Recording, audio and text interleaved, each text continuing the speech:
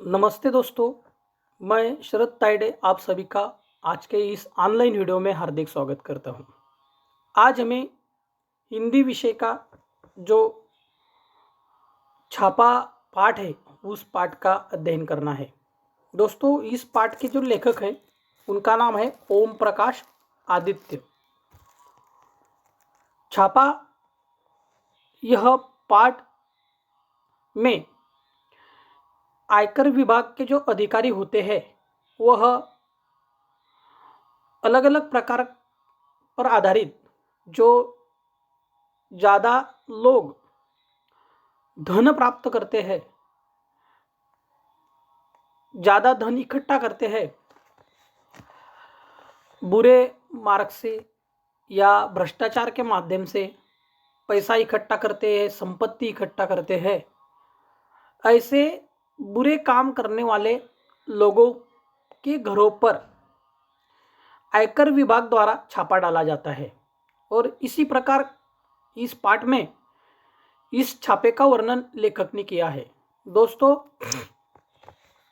पहले हम लेखक का परिचय करते हैं। लेखक ओम प्रकाश आदित्य, इनका जन्म 1936 में गुरुग्राम हरियाणा में हुआ है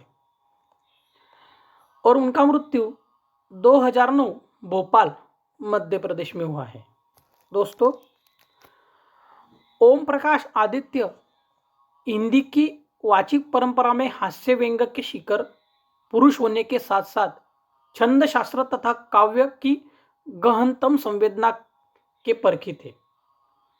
आप हिंदी कवि सम्मेलन में हास्य व्यंग के पुरोधा थे।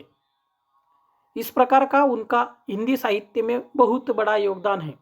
दोस्तों, उन्होंने हिंदी भाषा में जो कलाकृति का निर्माण किया है उसमें इधर भी गधे है उधर भी गधे है, मॉडर्न शादी, गोरी बैठक छत पर, काव्य संग्रह, यह इनकी प्रसिद्ध कलाकृतियां हैं।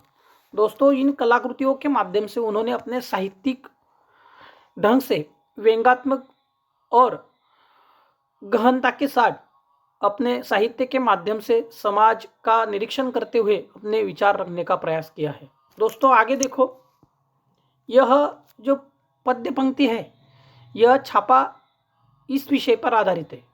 यह हास्य व्यंग कविता का एक रूप है। यह कविता का काव्य प्रकार कौन सा है? हास्य व्यंग। अगर आपको परीक्षा में पूछा जाए कि छापा कविता का काव्य प्रकार कौन सा है तो कौन सा है? हास्य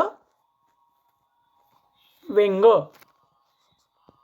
इस प्रकार का यह काव्य प्रकार है। यह कविता का क्या है? प्रकार है।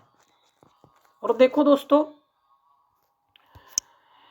इस कविता के माध्यम से कवि ने आयकर विभाग के छापे के माध्यम से आम आदमी की आर्थिक स्थिति, छापा मारने वाले की कार्यप्रणाली को दर्शाता है। कवि द्वारा किया गया छापे का वर्णन व्यंग्यात्मक हास्य उत्पन्न करता है। यह एक व्यंग है, यह एक समीक्षा है, यह परिस्थितियों पर जो आयकर विभाग के अधिकारियों द्वारा निर्माण की जाती है उन पर कसा हुआ व्यंग है।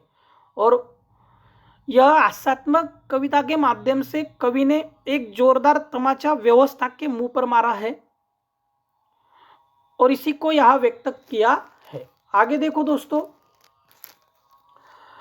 प्रस्तुत कविता में आयकर विभाग के अधिकारी प्रामाणिक सूचनाओं के आधार पर अनधिकृत रूप से अर्जित धन प्राप्त करने वालों का पता लगाते हैं और लगने पर, उन लोगों का पता लगने पर उसे अधिकारी छापा मारकर उसका जो अर्जित धन है, जो अनधिकृत है, जो उसने भ्रष्टाचार से, बुरे कामों से कमाया होता है, उस धन को वह शासन, गवर्नमेंट द्वारा सील करते हैं।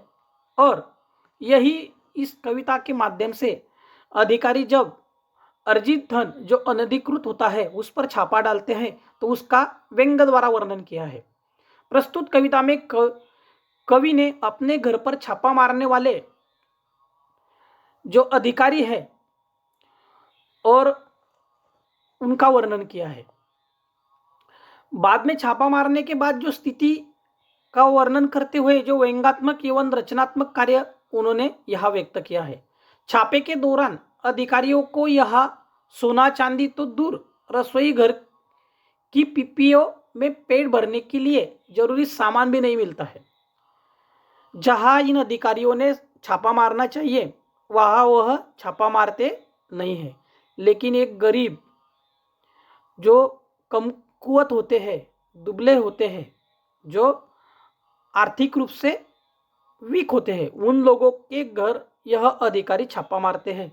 तब उनको उन लोगों के घर में ना सोना मिलता है ना चांदी मिलता है, और इसके बजाय उन्हें यहाँ उनके घर में जो पिपोई यानी जो डब्बे रहते हैं, खाने के सामान रखने के जो डिब्बे रहते हैं जिसमें अनाज होता है, दाल होती है, वो सब डिब्बे पिपोई उन्हें खाली मिलते हैं। जो कोठिया रहती है वो खाली मिलती है, उनमें कुछ खाने की चीज भी नहीं होती है। इस प्रकार की वास्तविक व्यंग्यता का वर्णन इस कविता के माध्यम से लेखक ने उनके घर छापा मारने वाले अधिकारियों के बारे में किया है।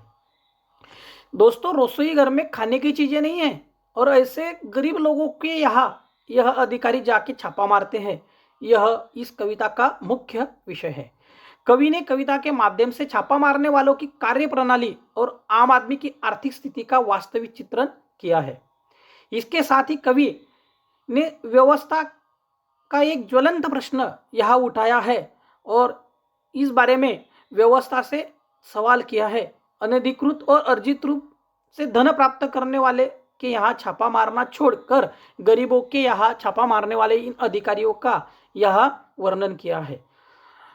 यह अधिक रूप से अर्जित आय से जिनके पेट नहीं भरते वह उनकी सहायता करने के लिए कुछ व्यवस्था क्यों नहीं करते। अधिक आय होने पर भी कुछ लोग भ्रष्टाचार करते हैं, उनके पेट नहीं भरते, इसके लिए वह अपना परिवार चलाने के लिए भ्रष्टाचार करते हैं। ऐसा व्यंग्य यहाँ भ्रष्टाचारियों के ऊपर कवि ओम प्रकाश आदित्य जी ने कसा है।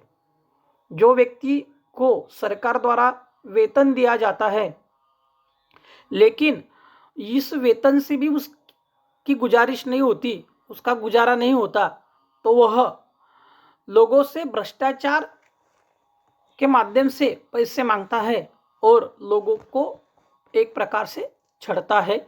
लोगों के काम करने के लिए उनके पास उन पर दबाव डालकर पैसे लेता है और उसकी संपत्ति बढ़ाता है। यह इस कविता का मुख्य विषय है दोस्तों, यह यहाँ वर्णन किया है। दोस्तों, आयकर विभाग वाले कर चोरी करने वालों और नाजायज ढंग से संपत्ति अर्जित करने वाले के घर कार्यालय पर छापा मारते हैं। आयकर जो विभाग रहता है वो छापा कहाँ मारता है? कर चोरी करने वालों के यहाँ। कर चोरी कौन करते हैं? जो इनकम टैक्स नहीं भरते हैं, उन्हें कर चोर कहा जाता है। ऐसे लोगों के घर तथा कार्यालय पर आयकर विभाग द्वारा छापा मारा जाता है। दोस्तों, कवि के घर पर छापा पड़ा तो कवि की मांगी गई वस्तुओं के साहित्य में इस्तेमाल किए जाने वाले शब्दों से जोड़कर व्यंग्यति में जवाब देते हैं। कवि को साहित्य मांगा गया तो कवि ने साहित्य दिया, लेकिन कवि ने कौन सा साहित्य दिया? जो उन्होंने किताबें लिखी थी, जो उन्होंने कविताएं लिखी थी, वह साहित्य लाकर उन छापा मारने वालों के हाथ में थमा दिया। क्योंकि कवि के पास यही साहित्य था, उनके पास जमा पूंजी नहीं थी, उनके पास अर्जित संपत्ति नहीं थी। उन्होंने टैक्स बचाकर शासन को गुमराह कर कर संपत्ति नहीं इकट्ठा की थी। उनकी सही संपत्ति जो है वह उनकी किताबें, उनका साहित्य था। और जब आयकर विभाग ने छापा डाला तब उन्होंने लेखक या ओम प्रकाश जी कवि से मांग की कि आप अपना पूरा साहित्य यहाँ लेकर आओ। उन्हें लगा कि अब ये जाके सोना चांदी लेके आएंगे, लेकिन कवि के पास इस प्रकार का कोई धन नहीं था। तो उन्होंने उनका धन था साहित्य, कलाकृति, उन्होंने लिखी हुई कविताएं, उन्होंने वह लाकर उस आयकर विभाग के अधिकारियों के हाथों में थमा दी और वह एक व्यंग इस कविता के माध्यम से निर्माण हुआ। यह इस कविता में ओम प्रकाश जी ने बताने का प्रयास किया है। चलो दोस्तों, आज हम कविता को शुरू करते हैं, कविता आरंभ करते हैं। मेरे घर पर छापा पड़ा, छोटा नहीं बहुत बड़ा। मेरे घर पर छापा पड़ा, छोटा नहीं बहुत बड़ा। वे आए, घर में घुसे और बोले सोना कहाँ है। वे आए, घर में घुसे और बोले सोना कहाँ है। दोस्तों, यहाँ इस सोने का मतलब है धातु, यानी जो सुवर्ण होता है वह यह पूछ रहे हैं। लेकिन कवि के यहाँ जो कवि रहते हैं, क्यों साहित्यिक रहते हैं, वो गरीब होते हैं, उनके पास उतनी संपत्ति नहीं होती है। लेकिन एक बहुत नामचीन कवि के यहाँ इनको लगा कि संपत्ति होगी और वो आए, उनके घर पर छापा पड़ा, छोटा नहीं बहुत बड़ा। वे आए, घर में घुसे और बोले सोना कहाँ है। सोना यानी, सोने के अभी दो अर्थ होते हैं। सोना यानी नींद, और दूसरा सोना है सुवर्ण। अभी कवि के मन में सवाल आया कि मेरे पास तो अभी सोना नहीं है, सुवर्ण नहीं है। तो मैंने कहा मेरी आंखों में है, कई रात से नहीं सोया हूं। लेखक ने उन्हें एक करारा जवाब दिया। सोना कहाँ है? तो सोना मेरी आंखों में है, कई रात से सोया नहीं हूं।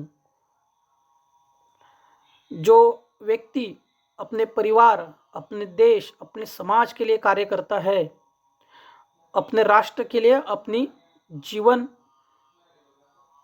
शक्ति को समर्पित करता है, वह व्यक्ति साहित्य का निर्माण करता है। उस व्यक्ति के पास ऐसे अमूल्य सुवर्ण कहाँ से आएंगे? वो तो समाज की व्यवस्था देखकर रात रात तक सोता नहीं है, वो रात भर जागकर साहित्य का निर्माण करता है। साहित्य के माध्यम से वह समाज की व्यवस्थाओं को देश के सामने रखता है।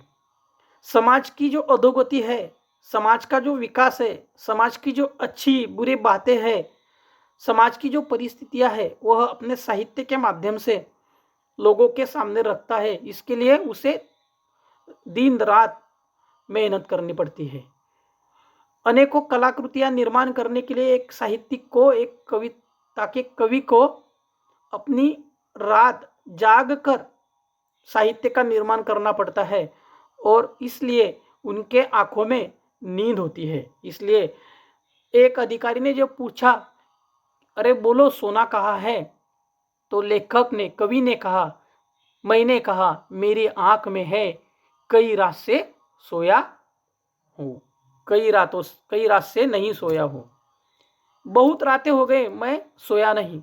इसका मतलब क्या कि समाज को जो दिशा दिखाते हैं, राष्ट्र निर्माण में जो अपना कार्य करते हैं, जो साहित्यिक अपनी समाज को आईना दिखाते हैं, उन साहित्यिकों को समाज की हर एक बात बड़ी गंभीरता से देखनी पड़ती है, और यह देखने के लिए वह रात रात भर जागते हैं, सोते नहीं हैं। अपने देश के प्रति, अपने राष्ट्र के प्रति, अपनी व्यवस्थाओं के प्रति जागरूक रहते हुए वह उस पर लिखान करते हैं, उस पर लेख लिखते हैं, साहित्य लिखते हैं, कलाकृति लिखते हैं, व्यंग लिखते हैं, और अलग अलग प्रकार से जब जिस प्रकार से उन्हें व्यक्त होता आता है उस प्रकार से वह व्यक्त होते हैं, और इसलिए वह कई रातों से सोते नहीं हैं। और यही वह उस अधिकारी को बताते हैं कि मेरे पास सोना है, लेकिन कहाँ है? मेरे आंखों में है, जो आपको नहीं दिखाई देगा। इस व्यवस्था को नहीं दिखाई देगा कि इस बड़े साहित्यिक के आंखों में नींद है, सोना है। यह क्यों है? तो वह अनेकों रातों से, कई रातों से सोया नहीं है। क्यों? तो वह कविताओं का निर्माण करता है, वह साहित्य का निर्माण करता है, वह अलग अलग प्रकार के ग्रंथों का निर्माण करता है, और इसलिए उसे रात रात भर जाग कर इन साहित्यों का निर्माण करने में अपना समय देना पड़ता है। इसलिए उसके आंखों में क्या होती है, नींद होती है। और उसने उसे करारा व्यंग कसते हुए जवाब दिया है कि आपको सोना चाहिए, सोना मेरे आंखों में है। और इसी प्रकार दोस्तों इस कविता में आगे देखो, वे रोष में आकर बोले, सुवर्ण दो सुवर्ण। वह अधिकारी रोष में, उससे तकलीफ होती है, वो तिलमिला उठता है। वो बोलता है कि तुम्हारे आंखों का सोना नहीं तो हमें सुवर्ण चाहिए, सुवर्ण चाहिए। तुम्हारे घर में जो भी तुमने कमाया हुआ सोना हो वो हमें दे दो। इस प्रकार से वह लेखक कवि के ऊपर दबाव बनाते हैं। लेकिन कवि कवि है, वो अपने शब्दों से, अपनी दिमाग से, अपने विद्वत्ता से उसे जवाब देते हैं। यह यहाँ इस छापा मारने वाले अधिकारियों पर व्यंग कसते हुए यह पंक्तियां कवि ने निर्माण की है। आगे की पंक्तियां हम अगले वीडियो में देखेंगे।